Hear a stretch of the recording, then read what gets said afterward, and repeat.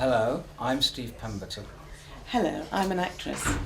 Welcome to the DBB Extras. On Psychoville. That's another script, it's not ours, is it? And action.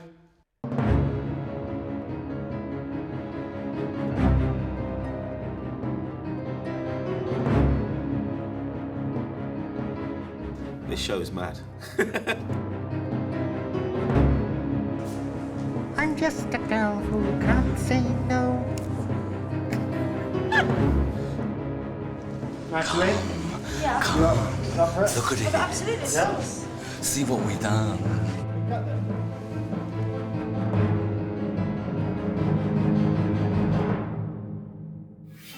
I'm John Pemberton, and I was the executive producer of Psychoville. And can I just say thank you for buying the DVD? Yes, this is Psychoville, and Psychoville is less of a place, more a state of mind, really. Psychoville is a rather sort of dark and weird, spooky tale of ordinary, everyday suburban folk. How's that sound? We started off with a collection of characters, more than anything, and wanted to see what would happen if they each received a letter which said, "I know what you did." So that's how episode 1 begins, and we had not a clue what they'd done, who they were, whether they were linked in any way, and we really allowed it to grow organically. So we wrote each episode one at a time. We had no end point in mind, and that was a really exciting way to work, actually, because anything was possible. But all we knew was these characters had to be very strong, and each of them had to have their own storyline. As far as I remember, the thing was, as it were, entirely and utterly there, or at least the pilot was there.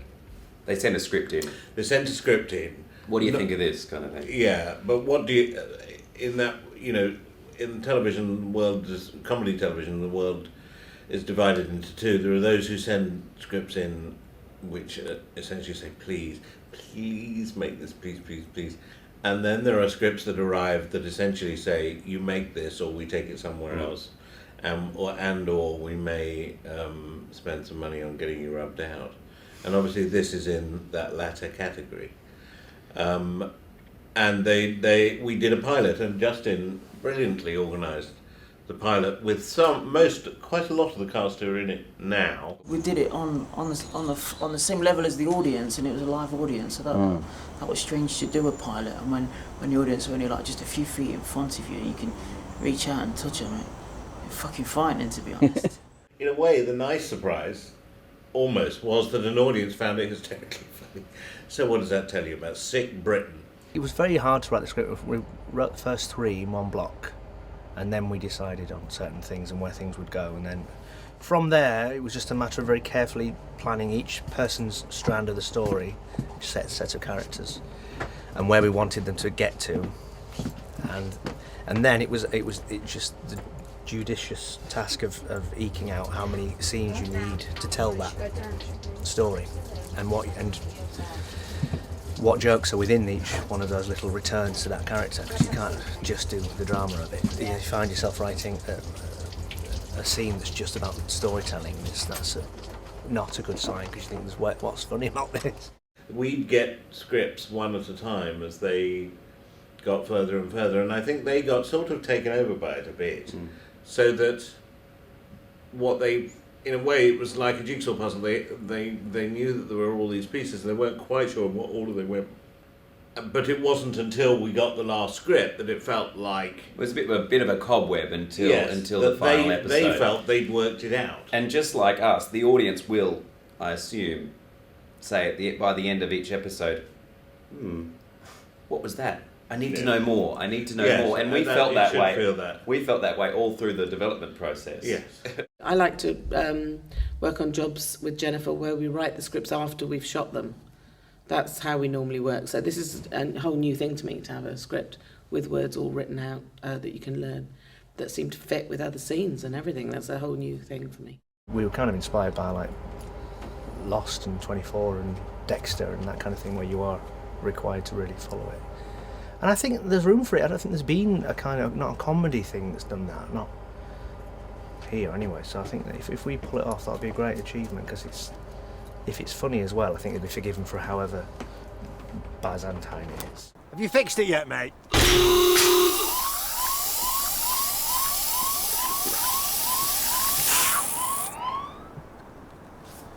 Not yet. As long as we remember that it's meant to be a comedy and it's not, it doesn't become too lost in a netherworld of not quite a comedy anymore and going too much for the drama. That is all there, and we've always been like that. League of Gentlemen was like that very much. When we do the drama and the horror, we really do it, or we try to do it. And then we kind of undercut it with hopefully the jokes. Hello? Hello? Hello, Mr. Lomack House? What is about this show is like, especially with Matt, the director, we don't, very rarely do we play up for the laughs. We proper go for like you get a lot of sitcoms where you go, boom, boom, boom, this is the joke. And this show is very dark. I think it's very dark actually. We never thought it would be as horrible as it is, but to read it and imagine it is one thing, and then to actually be there with all the props and physically doing it, it's suddenly you think, God, this is actually quite horrible. I think it's just our natural sense of humour, and where we take the characters and the stories, they just end up being slightly twisted and dark. Alexander Devlin, 1964, drowned his victims in a bath. Oh, well, that's doable, isn't it? You happy with that, Graham, being drowned? Go and fill a bath, David.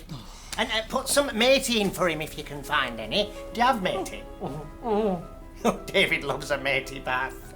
I say slightly, I mean, it depends on your point of view. Some people will find it really horrific, others will just think it's a sort of comic romp. But yeah, I think it certainly chimes with our previous work, and I think people who enjoyed that will certainly enjoy this. They're doing stuff that people are scared to do, and people are a bit like, oh, what? A lot of people are too conformed, and they're just like, what, fuck it, but it's funny at the same time. Well, it's not for the faint-hearted, but I think Reece and Steve would say that a lot of their comedy is based on a bit of shock value, you know, just pushing the boat out a little bit, you know, 25 degrees to the east or west of what we think is almost acceptable. But they never really go, you know, it's never really so sick that you can't watch, you know. I mean, it slightly defies description, this. It's very original, and yet it calls on all sorts of, you know, there are all sorts of references, filmic references in here. These boys have obviously watched a lot of films, and, you know, they completely know the world that they're referring to in this. We looked at stuff like Trilogy of Terror, which has Karen Black being terrorised by a little doll. And it had a chain around its neck. It was kind of influential with Steve and me and Mark and Jeremy did Highgate House of Horror, one of our early efforts, and that was also a Trilogy of Terror. It was a kind of doll that came alive, even more exact to that story. Yeah, we've got a great collection on our shelves of horror films we can pillage for images and references. But, you know, they are original. They can go further. Even when we did the read, it became obvious that actually it was going to be relatively easy to cast because other, you know, you don't get sent parts like this every day of the week. When we had the read through, I realised that my good man Steve Pemberton here and his partner Reece had fucking stitched me up because they wanted me to do naked scenes and pornographic scenes, so it went much more beyond the realm of just doing my first stage kiss, that's for sure. Dawn French signed up almost immediately and did the read. All you have to do is have sex with them and they give you a job. And everyone you talk to for these DVD extras has had sex with them. Oh. And if you're lucky, they will put clown makeup on when you do it, and that is a huge turn on. Daisy Haggard was on Biggins, even though he had tiny amounts of availability for us. He wanted to be able to work with other people. I mean, we're not used to actually acting with anyone else other than ourselves, as we play all the parts. So this time around we've actually given other actors parts to play. And good parts, I hope, as well, not just the ones, because, you know, we normally nab the best parts for ourselves. But so it's nice to have lots of very good other people in the scenes with us. I play Mr. Lomax, who is an ancient blind man who is an avid toy collector. I also play David, who is a serial killer obsessive. This character I'm done up as now is George, and he is the husband of Joy, who's a midwife, and that's Dawn French's character. And the other character was Judge Pennywise, which is just a one-off, and that's because I wanted to have clown makeup. I couldn't have Reece be the only one in clown makeup, so yeah, we decided to play 4 characters each. It's great doing Maureen because I'm with Steve in that bit, and that's the only time we're together in the series, so it's quite nice to have him. Yeah, try that. That better? We'd had this image which someone told us about seeing, I didn't see it myself, but of walking in on a mother scratching her son's back. And so that was the starting point. And we added in that she was testing him from a book of serial killers, which is his sort of hobby. And we just thought, that's such a great image, let's start there and see where that takes us. The character, for example, of Joy, who's a midwife taking antenatal classes, well, you know, both Reece and I have had children and in the past few years and been through all of that. So I think that, you know, those new experiences, like children's entertainers like Mr. Jelly and the midwife Joy, that all came from our experiences of parenthood. And I really wanted to feed some of that into the show. My character is called Joy. And she's full of joy, actually. She had a sad thing happen to her years ago, and somehow she lost a baby. And when she went for therapy, she was given a replacement baby. And she's become a little bit too attached to the replacement baby, who she's trying to inject life into, or actual blood into. She has wanted him desperately to come to life, a little bit like Pinocchio. We had a sort of strong fairy tale element running through the script, and this was our Pinocchio moment. She wills him to life. Joy's at home one night on her own, and on the baby monitor, she hears, "Mama, Mama." Now, oh my God, Freddie's alive, so she goes up to check on Freddie. Which is what she's always wanted. And then it proceeds to chase her around the upstairs. And which is where you should just explain taking the staircase out so that it could appear to run by itself in a car towards Dawn, who then had to fall backwards down the stairs. Can we come and film in your house, and can we come and throw Dawn French down the stairs? And never let a film crew in your house, ever. No. Unless it's us. If it's us, let us see. I do try to do my own stunts if I can. But I'm elderly now because I'm in my 90s now, and when you've got brittle bones, you must allow somebody else to take over. And there's a lovely lady called Tina who, wherever I go, she's standing there and she's got her own padding, which is apparently like my body. I can't quite believe it when I look at it, because it just makes her into a barrel, and I can't believe that's what I look like. But apparently that's what I look like. It seems to work. And she keeps the padding at home, which I think is a bit sick, don't you? I think she dresses up in it for her friends at Christmas. But anyway, she's done lots of stunts for me in the past. And also, when somebody else is doing your stunts, okay, you're not getting the kudos for it, and you're not getting the big round of applause and the sense of achievement, but you are eating chocolate in your trailer. And frankly, that's preferable as far as I'm concerned. Oh, my character is Michael Fry, aka Tea Leaf by Mr. Lomax. His service to the community is to read to a blank human being, which is Mr. Lomax, and then basically he finds this room. His inquisitiveness leads him on this journey with Mr. Lomax, and they're trying to find Snappy the crocodile. And then we get into a pursuit with the crab trees, and then a lot of eBay conflicts and stuff. Steve's amazing, because I do most of my scenes with Steve, because I'm like his little sidekick. So he really does, like, he's quite scary. Like sometimes, like when you see me being scared in the scene, that's no acting.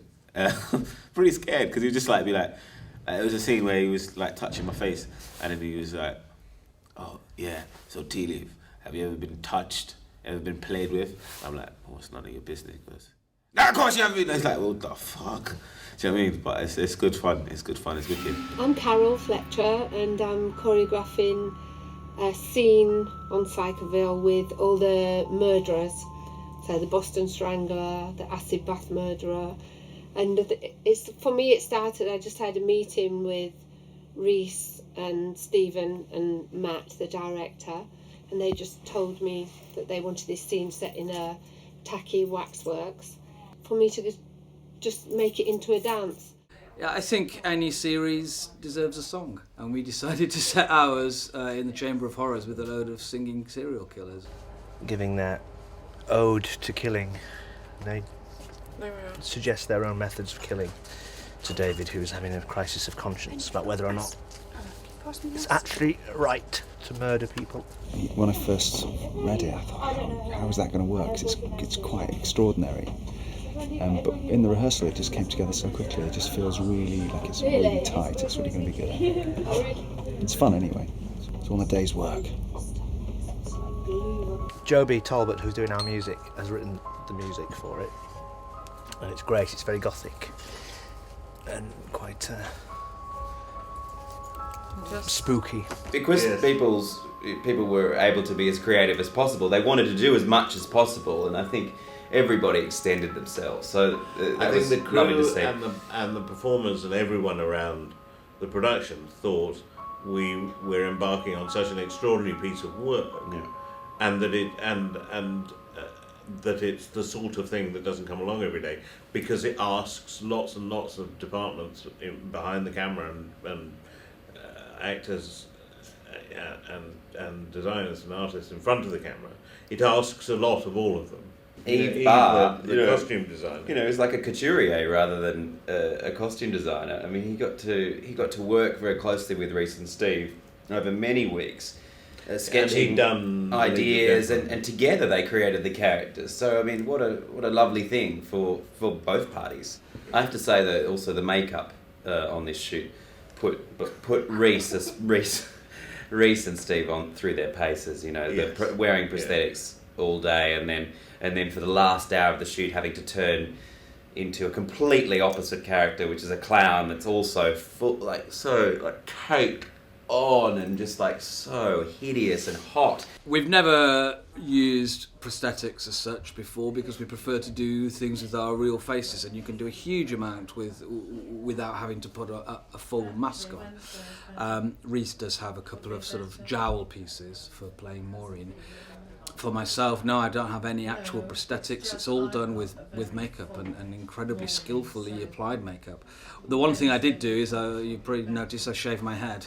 Shaved all my hair off, and we've made that work for all the characters. So David has this pudding bowl haircut which goes right up at the back, so you even get laughs when you've got your back to camera, which I'm a big fan of. Mr. Lomax is the biggest makeup because it's a very ancient old man, and George is in many ways one of the simplest.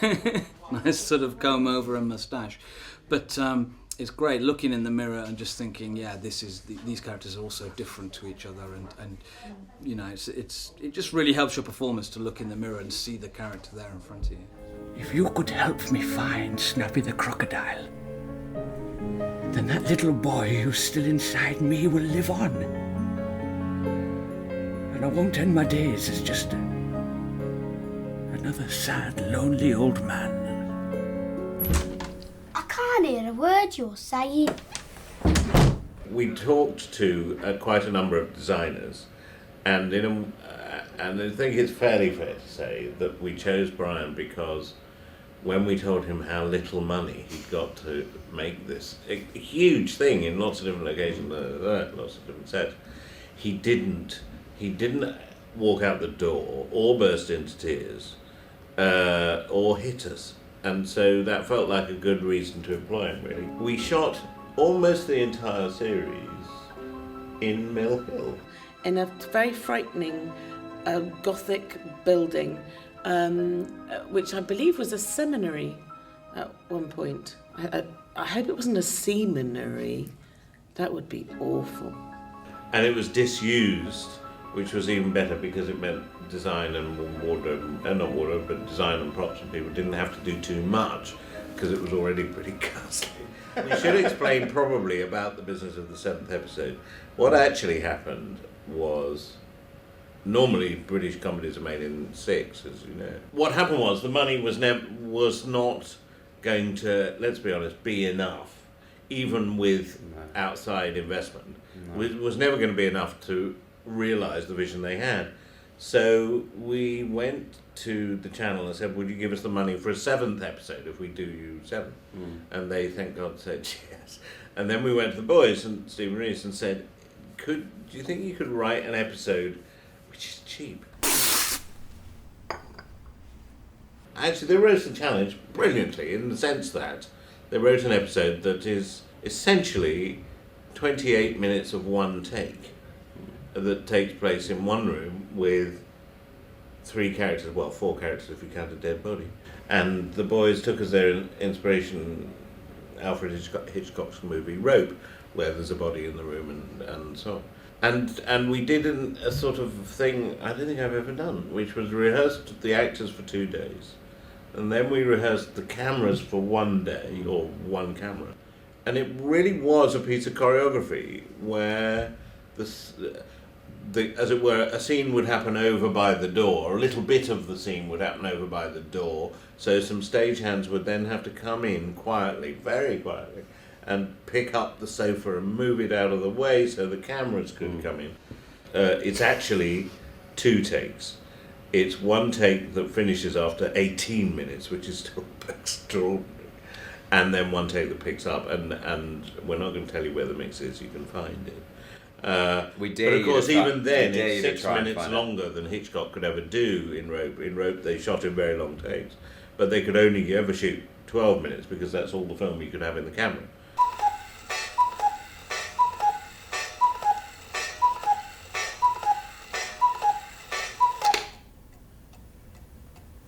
Hobnob? The other nice thing about the episode is that it is a sort of reunion of the 3 on-screen members of the League of Gentlemen, which you notice on screen how tight they are as performers. In a way, it would have been really difficult to do without that, I think, because there was a fantastic shorthand that we never had to explain stuff or stop stuff, or they didn't have to explain even to each other what it was. Yes, horribly talented. Nauseating, really, for their age. They're kind of more twisted and strange and divinely odd than anyone has ever been, I think, before. So, they push the envelope, definitely. I think they're looking at the extremes of humanity and making a thriller with them. There's lots of red herrings and, it's quite dense, I think. I hope it is. I mean, I might be flattering myself that it's clever, but I think there is a lot to it for you to kind of enjoy and re-watch if you kind of get, a chance to have a look at it again, see where things were seeded and clues and stuff. There's a lot of stuff we put in that you'll only really get when you watch it back and you think, oh right, that's why they did that. There's lots of things that take you off the scent. Stephen Reece are the creators of it, and we, in a way, were lucky enough to be given it to guard. We're honouring, them at all times. Yeah, because really, their vision is what we tried to create. Yeah. I wouldn't work with either of them again, no. They're thoroughly revolting people, disreputable, unkind, lying, cruel, and truly disgusting individuals. Disgusting. See ya.